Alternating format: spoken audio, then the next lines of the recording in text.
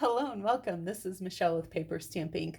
Thanks for stopping by my channel today, where I post tips, techniques, and tutorials to inspire you in your own paper crafting projects. Today, I'm going to be showcasing the Above the Clouds stamp set. Let's go ahead and grab our paper, Stampin' Ink, and get started on making this fun card.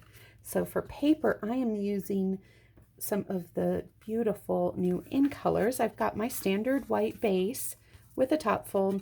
So 4¼ by 11, scored at 5½. And as always, don't worry about measurements. I'll have a link below with all the details. So you don't have to be scribbling those down, trying furiously to get them all in place. So I have a piece of the terracotta tile, and it is 4 inches by 5¼ inches. And then I have a piece of the purple posy, and that is 3¾ by 5 inches to create a matting layer. And then I have 2 pieces of Whisper White that I have cut out utilizing our circle dies, the stitch circle shapes actually. So these are the circle dies from that. And I used the largest and the smallest of those. And I went ahead and pre-cut those, save us a little bit of time. I've also done some pre-stamping and punching. So let's go ahead and get these out and let's talk about the stamp set.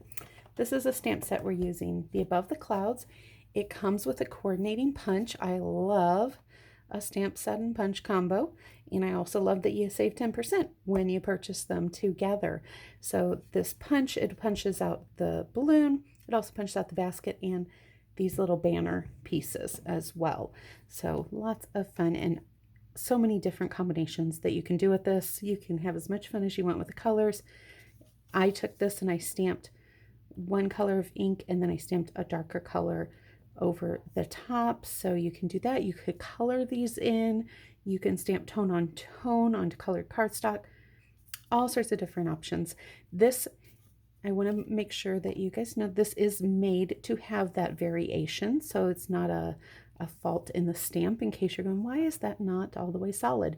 It's to give it that dimension that you would see in a hot air balloon or something that's rounded. So it's made to do that. Then you also have that little basket that I punched out of the crumb cake and stamped with crumb cake on top. This is actually the Seaside Spray ink and the Noble Peacock. No.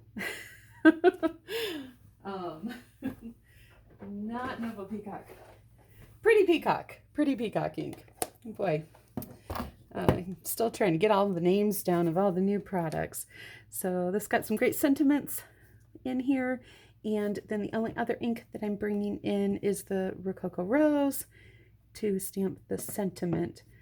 I do have some additional embellishments that I'm bringing in. I've got woven thread sequin assortment.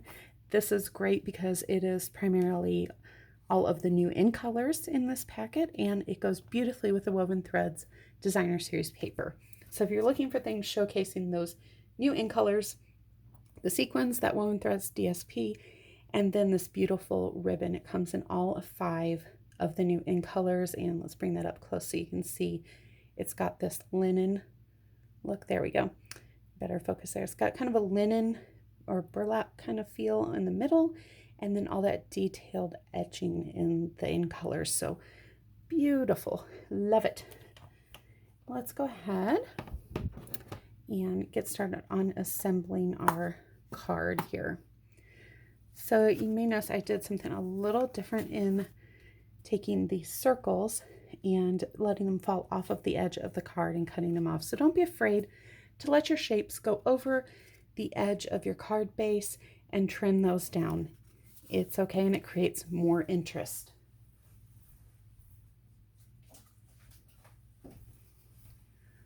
Let me go ahead and hear this down just to get that piece out of the way.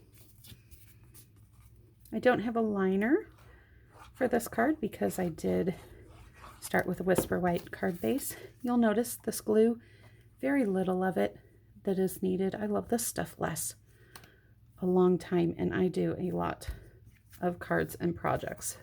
We're not going to adhere this down because we're going to need to keep that open to cut those pieces off. Let's go ahead and glue our pre-stamped. And I am going to, and punched image on here, I am going to want to make sure that I'm not getting too close to this edge because we want to cut that off. And I don't want to cut my balloon off. Now, if you wanted to get really into these cards, you could take little strings or draw lines to connect the basket, but I'm just going to take the easy route on that. And that's going to go there, so I do have that over far enough. And we are going to pop these up on panels, but I'm going to do that after I cut, so I'll show you a little trick there. Now for the stamping, I liked these colors a little bit lighter, and so I actually am going to do Stampin' Off and do second generation. So if you feel like a color is a little darker than you want, like this one, I just thought that was a little too deep for what I wanted. You can always stamp off once and then come on over, and I'm going to put this over to the right side because we're cutting the left of that off, and stamp again. That's called second generation stamping. You can even do a third generation or a fourth on some colors. That's really light on that one. So it just kind of depends. But play around. It's a great way to get multiple colors out of one ink pad, and you can get a lot of variation that way. So let's bring these in. Let's see if I can open this without them flying everywhere. And I'm just going to put a few of those out into the lid here so we have that ready. All right, I do want to pop these up on dimensionals, but I find it easier to cut them down if I have them flat first. So I'm just going to use my card base as a guide, and I'm going to hold that, flip this over, come on in with my snips, and I'm using the side of that card base as a guide. There we go. And we're going to do the same on this one. Just make sure that you're paying attention to which direction or which side you're cutting off. Flip that over, and we're going to give this one a quick trim. All right, let's go ahead and come in with our ribbon and figure out where we want that to lie, and I want to make sure it's below the balloon card. Make sure you stick around to the end of this video because I do have some other inspiration to show you of some cards from a swap that I participated in utilizing this stamp set as well. I am finding that I like best when I'm adhering ribbons to the back of my cards and thread. I like using the tear and tape. I just find it holds so much easier for me than the snail, and definitely better than glue. I feel like I get a lot better hold, and let's make sure that that is even.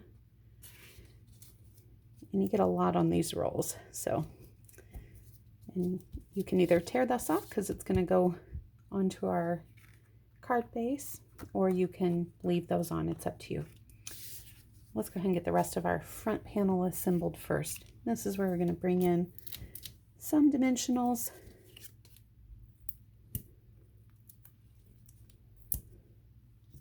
And let's see, I think I might do one more in the middle there.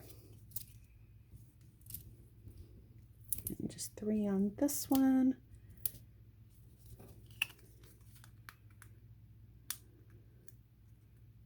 Bring in my take your pick tool. If you don't have this, these are great for getting under all these little edges here. And we're going to use the other end for sequins. I don't know about you, but I find that I need something to help me pick up those little tiny sequins. They can be a little tricky, and I don't know, I'm just not digging tweezers. I know a lot of people use them and they have a great success with them. I, for some reason, just find them a little bit awkward. So I'm loving my take my pick tool for that. And we're gonna straddle this ribbon there. Let's go ahead and flip over to the other end of the Take My Pick tool, and I'm going to go ahead and put my dots of glue down. As always, in case you haven't watched me before, I'll highlight I do want to put these in groupings of odd numbers, so I'm going with 3 for this one.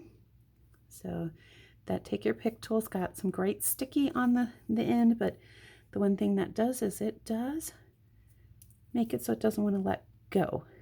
And so that's what I use my scissors for, unless you use too much glue like I did there. Thankfully this dries clear. The other thing that I'm doing is trying to get a variety of colors and sizes. I like to do that on my sequins and on my on my sequins and on my other embellishments like rhinestones if we have the variety packs. All right, that little guy, gonna try squeezing him over there with my finger, and it just does not want to let go and stay on there.